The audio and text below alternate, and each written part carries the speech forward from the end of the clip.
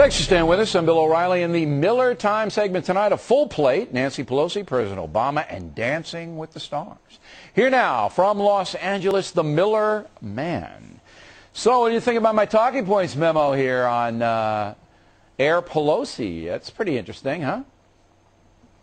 Well, first, Bill, I want to ask you, where do I send my check to Dr. Mark Lamont Hill for my appearance fee tonight? Where does he get his cut? I forget. Well, that's right. Now, Dr. Hill came on last night and said the fruits of my labor, and by extension Dennis Miller's labor, have to be shared with the people.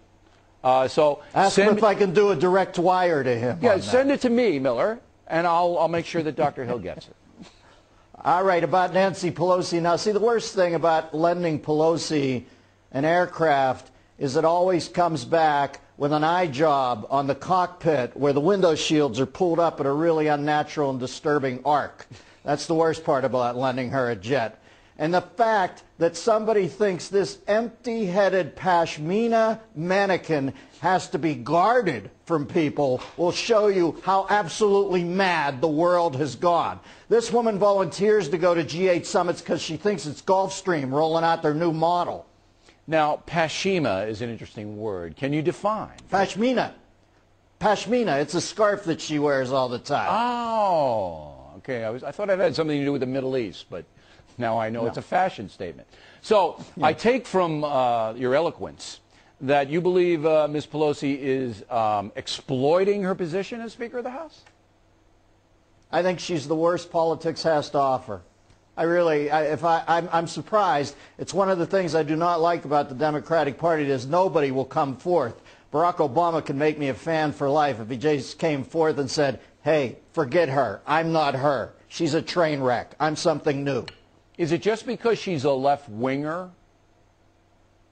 that you don't like her? Well, listen, no doubt, no. It's just because she wouldn't be there when the general testified when he got back to town. That bugged me in the first place. And I think our troops are the most important thing we have. And if a guy comes back from fighting a war and you can't be there that day to hear his testimony, that ruined it for me. I don't want to know about her. You're talking about General Petraeus' testimony when she didn't. I'm not even sure it was Petraeus. I think it was the person before him who came back from that part of the world. Either way, it was a man in control in a war zone. And when the House Speaker can't be there to take his testimony, I just think it speaks reams about her. No, it had to be Petraeus because of the timeline, although it could have been Casey if she wasn't Speaker of that. We'll find out. Okay, now, Barack Obama has been in office for 50 days, and on your radio program, your syndicated program, you've been talking about his report card, so please share it with us. Well, you know, Bill, I'm loath to give him a grade because that unfairly categorizes him, and I know he's working hard and is well-intentioned, and if it works, we'll give him an A, and if it doesn't work, we'll give Bush an F. How's that? Explain it to you. It's a relativistic culture. Why should I give the man who's helming that a grade? I don't think it's codified like that anymore. But you've been pretty fair to Obama on this program anyway, since he got elected. Now, today he signed the earmark bill. He did it in private. We understand that it was, he was under the bed or nobody could see him. It wasn't like the stem cell thing where, he was holding up embryos with one hand, signing with the other. That's a joke.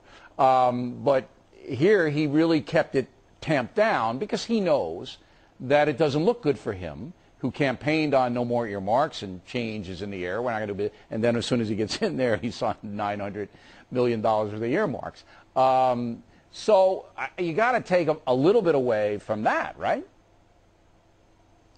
Hey, my man loves to spend. I'm just glad we snuck by last Saturday without him and Geithner hitting us with a turn the clock ahead tax. You know, I love the fact that we're getting preached personal discipline by the cat who can't quit smoking. I think he ought to start lighting up at these press conferences, and when they say, how many zeros are there in 780 billion? Just start blowing those smoke rings out time after time. Well, I think, to be fair to President Obama, and we do want to do that here, he's got a unbelievably difficult job, but I would have vetoed that bill just to send a message that it isn't business as usual anymore. But it does look like it is business because there's Nancy Pelosi. Can you imagine? We called her up today, Miller, and we said, look, how many trips have you taken since you're Speaker, a little more than 2 years, on the Air Force jets? And her office is, we don't know. It's like, it's so casual. It'd be like, how many pieces of gum have you chewed, Miller, into? I'm not going to keep track of the gum. I'm not going to keep track of those private jet Air Force flights. Come on. You know, it's just, Obama has got to impose some kind of discipline on the troops. Well, listen, he's got to get Geithner some help over there. You seen the organizational flow chart on the Treasury? Looks like the Unabomber's organizational flow chart. And he's got to stop being such a buzzkill about the economy. He couldn't be any more hangdog if he came out to speak about it dressed in a literal bear suit. And as far as Pelosi goes, she's not going to come on here. Bill, they have to teach her the Democratic talking points phonetically. You think she's going to come on to Factor? What, are you kidding? She should. I mean, we'd love to hear her side of the story. That'd be good for her. She'd look good. She's good on her feet, really. That'd be great for the Dems to have her on. You'd watch, though, Miller. She's Elaine May. No, she's Elaine May in Nichols and May. Genius improvisationally. Okay. The rumor is you're going to be on Dancing with the Stars shortly. Is that true? I heard you're on next year with Barney Frank. Now, what the heck's that all about? I'm not dancing with Barney. He may be in another contestant. But I'm getting Ann Margaret. If I'm going to be on that show, Ann Margaret's coming on with me. No, here's you on Dancing with the Stars. You're walking around doing a pirouette with Julianne Hough sitting here right on top of your hand. You spin to the camera in that satin shirt and start tearing Jeffrey Immelt a new one right in front of the camera. Listen, I used to be a wicked disco guy. But you're big into this Dancing with the Stars deal, huh?